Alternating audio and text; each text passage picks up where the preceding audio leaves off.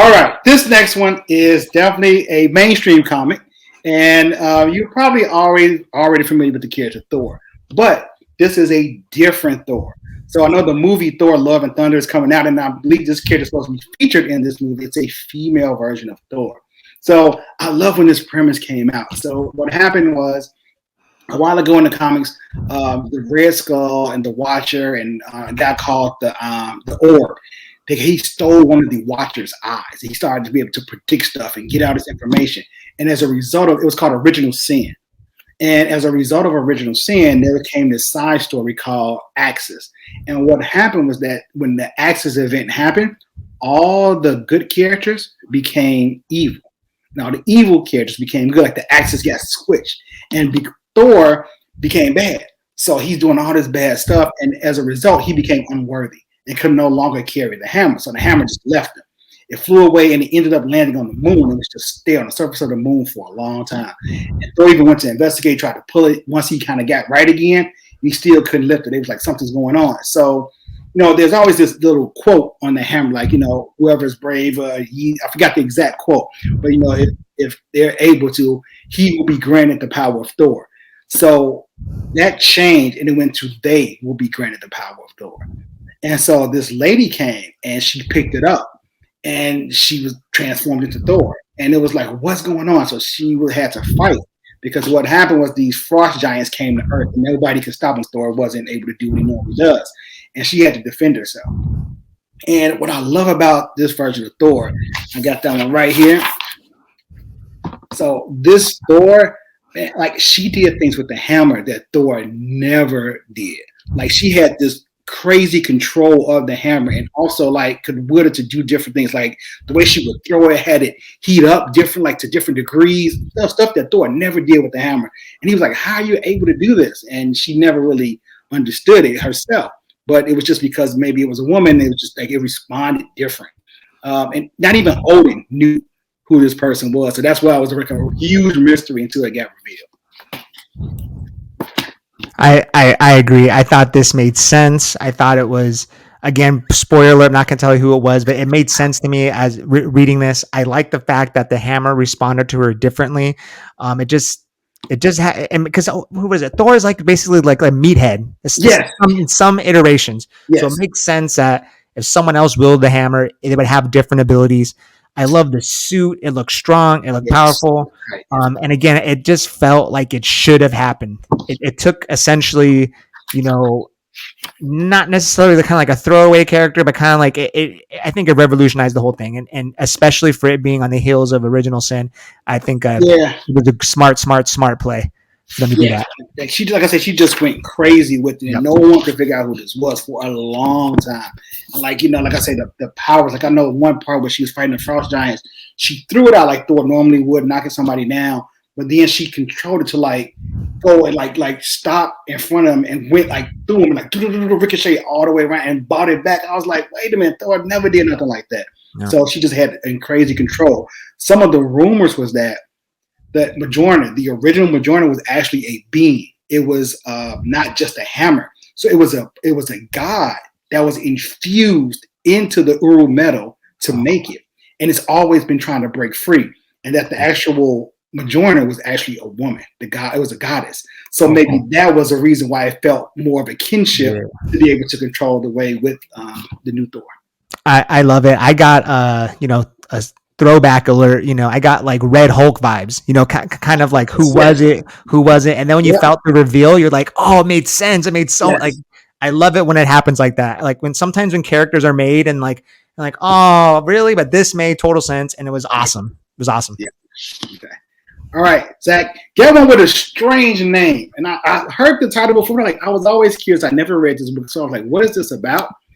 Baby teeth. And I was like, what? Like, what is this? Listen, I'm cheating again, y'all, with good writers. Okay, we got your boy Donny Cates. I know you know who that is. Okay, we got Guardians of the Galaxy. We got that huge Thanos run. I mean, he went bananas in like pre-pandemic, 2020, whatever.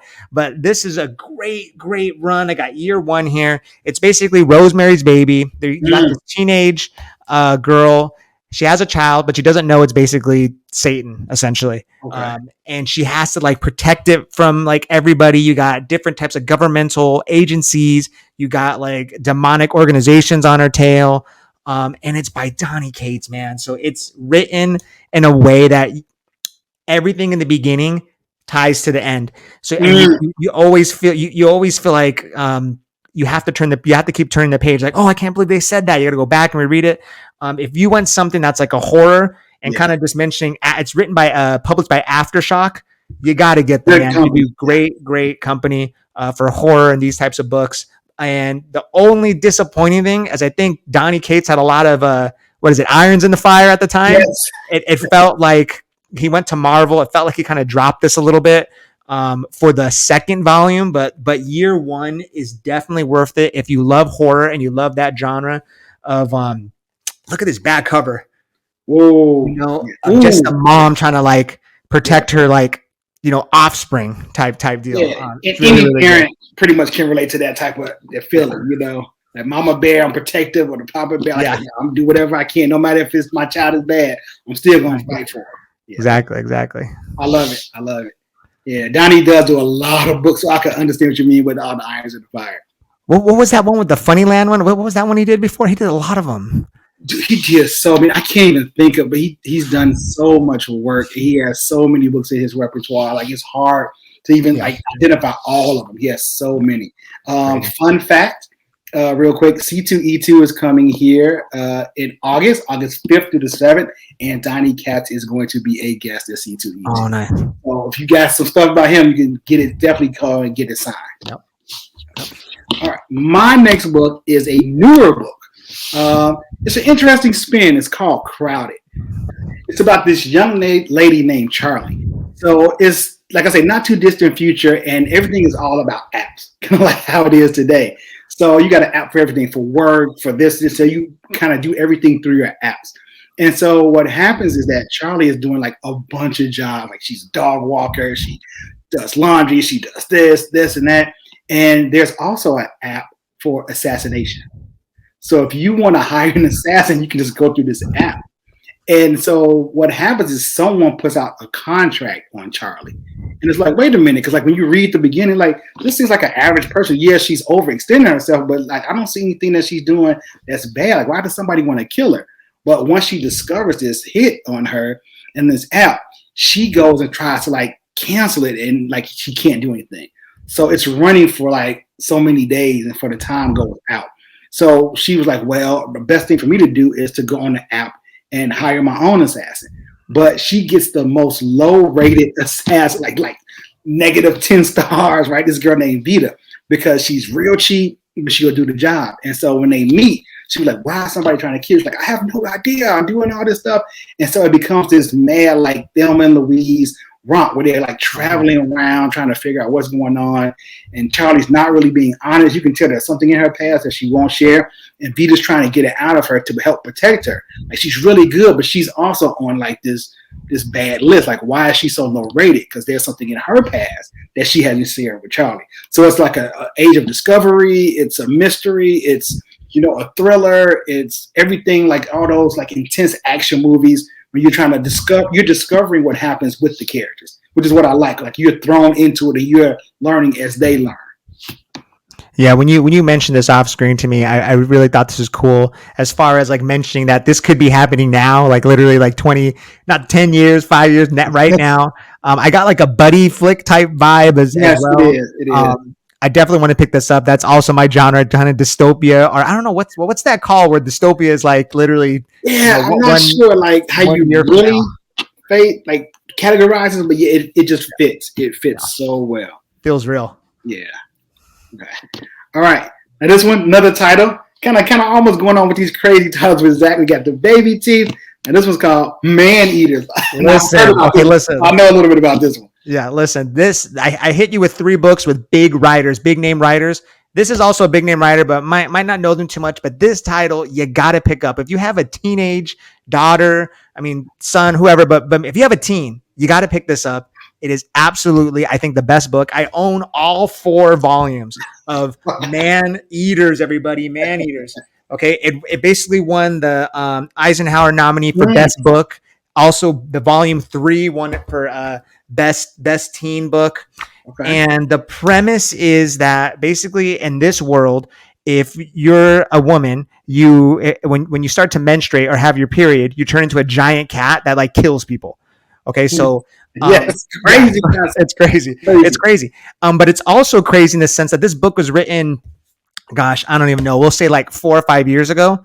And Disney just put out a movie called Red or something that has Yes, turning red. a similar presence where you have like a kid turning into like a panda or something, but essentially. But this book is so good. It hits the genre well. It's written by a woman, and you just get all the teenage, angst, the vibes, the cringe. Yeah, It's dystopia because basically everyone is afraid of women now. So all of the boys is like there's all these ads like in the background, like take testosterone. All the boys have like a safe space now, and oh like all wow. the girls are like basically sequestered somewhere else.